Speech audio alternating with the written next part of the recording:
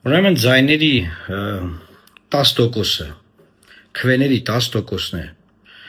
հազիվ մշակված, եւ Նիկոլ Փաշինյանը ասուրիս անում, ասում է մենք հաղթել ենք, միայնակ կառավարությունը ձևավորում ենք։ Տոկոսը նվազում է, ինչքան ձայնը հաշվում են, ինչքան մշակվում է, նա տոկոսը իջնում է։ Այսինքն արդեն 50 էլ կարող է չկա, մարդ ասում է այս հաղթել եմ։ Հիմա առաջինը ես եմ արձագանքի, ասում եմ ինչ կա, ես ինչ եք անում։ Երևանի տվյալները չկա, ո՞նց ես հաղթել, ինչ ես գրել։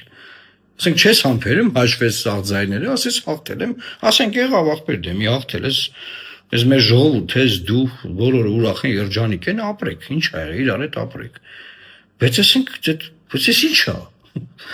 Ու ես հիմա ապշած եմ։ Ուզում եմ ասել բանը, Սամվել Կարապետյանը, Նարեկ Կարապետյանը, Ռոբերտ Քոչարյանը, Գագիկ Ծառուկյանը, այդ խոշոր ուժերն են, չէ՞ իրանք խոշոր ուժեր են։ Բայց խոշոր ուժերից ձենձուն չկա, ինչ կա։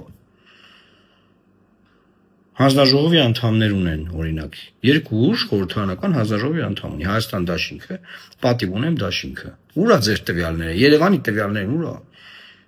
Նիկոլ Փաշինյանը ասուրիս է անում, ձեն հանում եք, թե չէ, ինչ-որ բան ասում եք, թե չէ։ Ինչ կա տղեկ։ Ձեն հանեք մի հատ տենանք, ասենք մենք ենք ասում ես, ինչ պետք է լինի։ Ում եք սպասում, էլի։ Հաղթել այդ մարդը, կանգնեք ասեք հաղթել է, ասենք դե դուք եք շատ ձայն թարի, ասենք եղավ, դե դուք որ գիտեք հաղթել է։ Ասենք նստած նայում ենք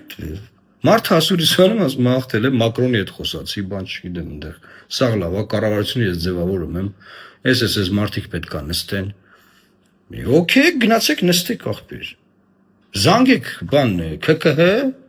ասեք գալիս ենք նստենք, որտեղ պետք է նստեք։ Ինչ կա, ասելիք չունեք։